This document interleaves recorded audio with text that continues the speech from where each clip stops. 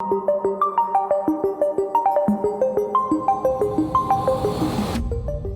makes Into the Light such an important exhibition for a Manitoban audience is the fact that LL FitzGerald was born and raised and spent almost the entirety of his artistic career in Winnipeg.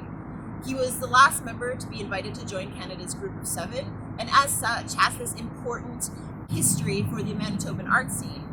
As you can see by this large mural, it's actually just a few blocks over from my house.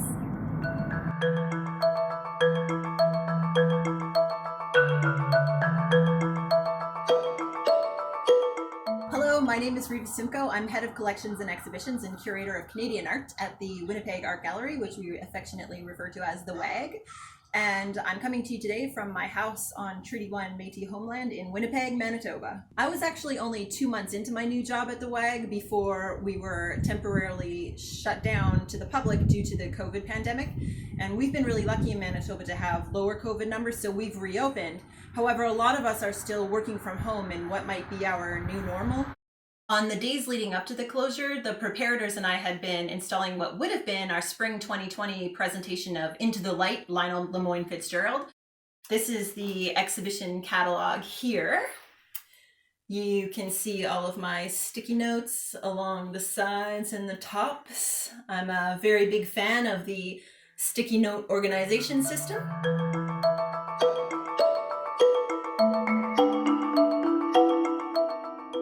The Group of Seven were based in Ontario, whereas FitzGerald is very much rooted on the prairie, both the wilderness prairie and farmland prairie, but also the urban prairie.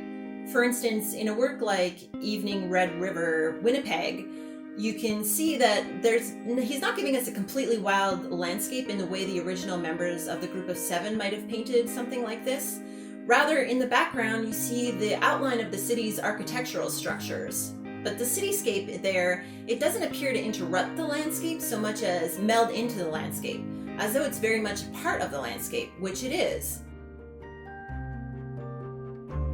This subject in this drawing is also very indicative of FitzGerald. He employed the windowsill as a framing device for many of his compositions.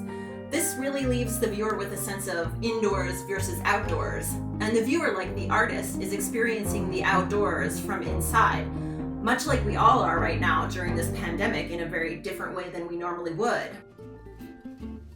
Although a painting like Pritchard's Fence is figurative in that it is depicting a recognizable subject from the real world, I wouldn't describe this as realist. That said, even though it's a more aestheticized rendering of a back lane, a garage, and a fence, it really seems to capture the reality of a Winnipeg neighborhood in a way that a more realistic rendering of the same scene wouldn't. In fact, I had an interesting new Manitoban experience while hanging this exhibition, just before we went into the COVID shutdown. At the exact same time as we were installing the exhibition and I was seeing all of these artworks in person for the first time, my husband and I moved into this new house in Winnipeg's West End neighborhood, and I kept having these little moments where I would just catch a glimpse through the corner of my eye out of one of my new windows, and the view would strike me as familiar, but I couldn't put my finger on why right away. After a while, I realized that the views out of my windows looked exactly like a FitzGerald painting.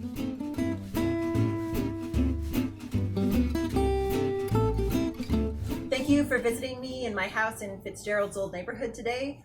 Take care and stay safe until we can visit artworks together again in person.